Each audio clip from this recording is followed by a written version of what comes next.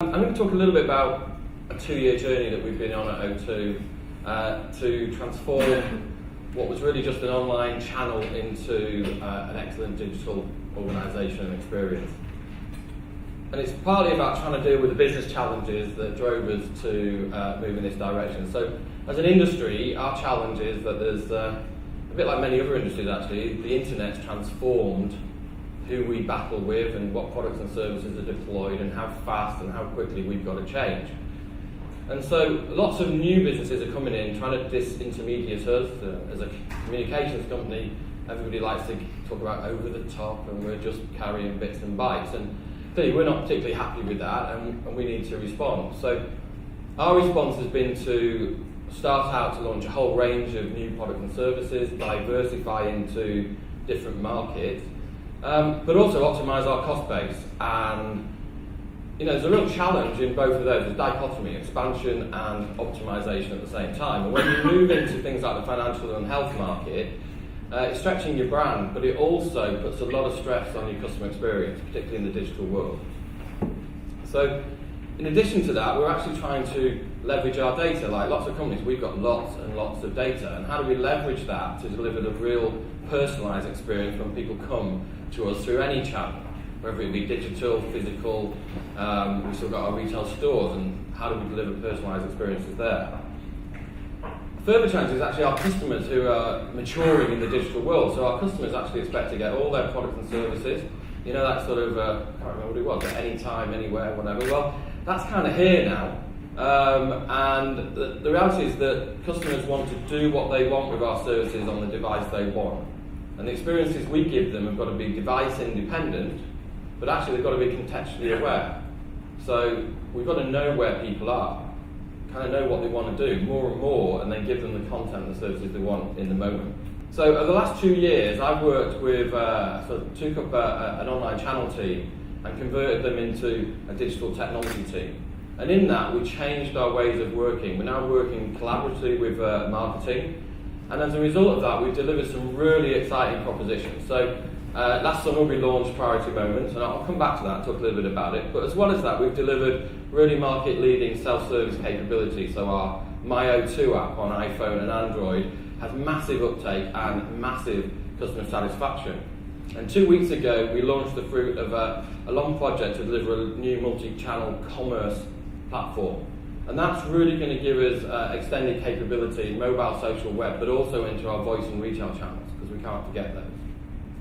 So just going back to Priority Moments, because it's a good kind of example of how our transformations change how O2 do things. So Priority Moments is a bit like Foursquare and Voucher Cloud combined. Location-based offers, delivered in the moment from where you are, instantly redeemable in a retail premise near you. On the iPhone and Android, mobile web, and on the fixed web. So we delivered that in 4 months. Okay, Foursquare took 2 years. All right, so that's innovation to me. That's a different way of working. We feel we can beat the startups and the small companies. We have the resources. We've just got to work in a better way, and that's what we've been doing. So since we launched that app, it's got over 2 million downloads and a whole range of offers from. Recently we had the best one, because I used it a lot, which was £30 off your Ocado shop if you're an O2 customer, free. So the value, that's like a month's subscription. The value to our customers is amazing, and what we've shown is customers who use Priority Moments have 8 points more satisfaction, they're 8% more satisfied with O2 as a business. So it has real impact into our customers, and getting it into the market quickly and being able to scale so quickly to that sort of volume has made a difference. So how do we do it? Well, it's not actually just an online technology story, it's about business integration. But technology does matter, it has to, because I love it, it's what I do. So our approach was to adopt a platform architecture. So like Amazon, I don't know if there was a famous blog last year from an Amazon employee who talked about how Jeff Bezos sort of took the decision that Amazon was going platform. And what that means is that everything Amazon does has to be able to be accessed externally as a reusable web service. Whether they do that or not is a policy decision, but everything they build looks like that. And from the day he wrote the memo, it started, and from then on that's what they do. So we took that approach and did a platform approach. We have reusable RESTful services, very easy to use web services that we can export, make people access externally, we use them internally. We use NoSQL databases, very simple document-based databases, very, very fast, fit for our purpose. Cloud-based infrastructure, so Proprietary Moments is all based on Amazon Web Services. It's very cheap, it expands dynamically. And this has really allowed us to very quickly and flexibly change the experience we deliver to our customers. So we can adapt. We release our customer experience probably weekly at the moment. A little slower for the iPhone app, but it goes through this approval process of mystical behaviours, and sometimes it pops out, sometimes it doesn't. But we try and do it as fast as we possibly can. And then what we've done is we've started to move to a combination of responsive and adaptive design techniques in how we build our presentation layers. So this allows us to deliver multi-device experiences in one single piece of software. So obviously we're getting to every single channel we need to get to very, very quickly. One deployment, one development, one piece of maintenance that we have to do. We've also used open source pretty much completely. So Proprietary Moments, not one piece of licensed software. Okay? In our new commerce platform, not one piece of licensed software. And that allows us actually to cut and change. So it may be we got the wrong database and we need to move to a different database. Well, we can do that relatively easily because I've not invested millions in somebody else's product development plan. So it's really important that you keep those costs low. It allows you to be very quick and adaptable. We've also not deployed any content management in our platform, which I think is a bit of heresy. I'm not quite sure. But we're not a media company, we're not updating, we're not VC, we're not Times, we're not updating content every 5 minutes. And by not deploying content management, we kept everything very light. And we use our development resources to very, very quickly deploy new propositions, because they just have to make changes in our database and they're available immediately online. So actually we're faster, we're quicker, and we're swifter and cheaper because we've taken that decision. So I love that technology, it's brilliant. It's leading class, it's bleeding edge almost. It's right at the edge of what things can be doing, and it's brilliant stuff. But it's not all about that technology, that just enables you to get on and do stuff. So what we needed to do was find a new way of working with marketing.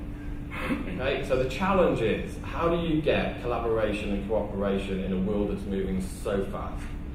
In a team where the marketing resources are quite slim, they don't really have the time, they're doing so much stuff. So we agreed with our marketing colleagues that we're going to adopt an agile working approach, and we're very, very disciplined about it. So for those of you who don't know agile with a big A as opposed to a little agility, it looks a bit cowboyish from the outside, but if you do it properly, it's the most disciplined delivery model you can take. And it requires a lot of engagement from everybody who's involved. So our marketing colleagues have to concentrate on one project and sit with the developers every day and be there in the morning for the stand-ups and be there for the reviews. And it takes a lot of time, but the investment's really, really worth it because we move very, very quickly. And the result of it is quite good fun, actually. Most of the people who've worked on this project think it's great fun. They actually suddenly find a little bit of freedom in being able to make decisions every day about what products and services look like, instead of having to sit down and read 40-page documents that they can't remember where they started when they got to the end, and they don't know if it's the right thing anyway because they can't see it. So we've had a lot of success with it, and one of the best things we've had is cross-fertilisation of ideas, because in those conversations between our developers, our designers and our marketing colleagues, actually the product changes, the proposition changes, the service experience changes in the flow of development, and we end up with much better experiences for our customers, actually quite cheaply really, because we didn't pay a design agency, we didn't pay somebody else to sit with us all along the way, we did it ourselves in the conversation. And I like to consider, so what's happening for us is that our technology teams are becoming 100% technology, 40% marketing. And our marketing teams are becoming 100% marketing, 40% technology. So I've got marketing people who go on and on about the greatness of NoSQL databases and responsive design and open source. It's brilliant. And I've got technology people who talk a lot about the customer experience and why it's so important. It's all quite new, quite exciting. So one of the issues though is if you're going to do that, you've got to commit to it. The company has to commit. So we had to change the physics. We got this really nice posh office out in the cloud, and when we started doing Agile, we started sticking stuff on the windows because there aren't any walls, it's just windows, which is great, but property guys got a little upset. They just spent millions on this nice office, and visitors would come up and see post-its on the windows. We had a £10,000 electronic whiteboard, and we used it to put our backlog on in stickies.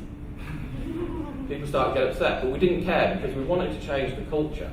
We had to change our access policy to our network and allow our developers just to bring their own equipment, plug in and work. Our security guys didn't really like it, but we got there. And what that meant we could do is we can attract really good people, because really good people like to be pretty flexible and work how they like to work. And really, in the end of it, it's not about technology, it's about the people. That's how you get great stuff. So we've been quite successful in attracting some of the most amazing developers who would not go near a corporate building, wouldn't come and work for us in Slough. Why would they do that? They want to work here for design agencies and advertising companies and media, and so we've attracted some amazing developers and architects to do what we've done over the last 2 years. So it's really just begun, and we're not at the end of that journey, but I think we've had some great successes for our customers and our business quite recently. So Priority Monitor talked about 2 million downloads, great uptake, great satisfaction coming out of it. 2 weeks ago we launched our multi-channel commerce application, and actually we just switched overnight, so that's another good thing about this. We just switched from our old commerce platform to our new commerce platform. It worked, didn't have any failures, because the quality when you do an agile delivery is very, very high. But it was great for our customers as well. So we had immediately certain capabilities like persistent basket, so they can move between channels and the basket stays the same. We had click and collect functionality, which I know is old, but for us it's new. 15% uptake of online orders, click and collect overnight, new functionality. We had immediate increases in conversion rates and attachment rates. Really significant, can't give you the numbers, but really significant in attachment rates of ancillary products. And that's about the experience we did and our ability, in fact. So I'll give you an example. The second day we were live, we did in-flight live changes to the customer experience without taking the platform down. Okay? And we can do that because of the technology we deployed. So technology is important only because it enables you to do stuff like that, change that experience. Because we saw there's a bit of the journey where the customers they were getting a bit lost, to be honest, and we were losing some traction. So we just changed it. And that's the sort of thing that we can now do on the platforms we're deploying. So as we look forward for the next 24 months, the plan is we'll build more of this stuff. I mean, it's interesting that I picked this team up 2 years ago. We now do 3 times as many man-days of work than we did 2 years ago in the team. And yet the overall IT budget for O2 has gone down in that time. So my team's doing work that was done by other people before, but people are coming to us because we're successful and we've got the platforms that deliver. And if you work in internal IT, it's a competition, right? I compete with Accenture every day with our marketing colleagues to do stuff, to show them that we can do it better internally than externally. And we're starting to win that battle, which is really important. So we're going to do more of this stuff, more product and services, change even faster, deliver better customer experiences across every channel. We've got the platform in place, and that's the important thing. When you get the platform in place, you're free to do quite a lot. If you're struggling without the platform, you're always on a journey of trying to do large-scale change. So the journey we've been on, we had to rethink how and what we do with the technology that we create. We had to rethink how we work with our colleagues. We had to change our way of working, even down to changing the local area network, physically changing the environment we were in. We adopted lots of leading technology, open source software, NoSQL databases. We rolled our own, which was pretty challenging for corporate to allow us to do that, and not have the backup of a large SI and great support contracts and things like that. But in that, we transformed how we think about developing technology for marketing. We're now a partnership. We create lots of fresh ideas together, and we often deliver brilliant customer experiences that weren't even thought about at the beginning when we set out on each project journey. So I think we've got, approaching a higher level of digital maturity. I think we do this index in 2 years' time, we're going to look pretty strong. And hopefully, our customers and our market's going to come back and show that has business returns as well. Okay, thank you very much.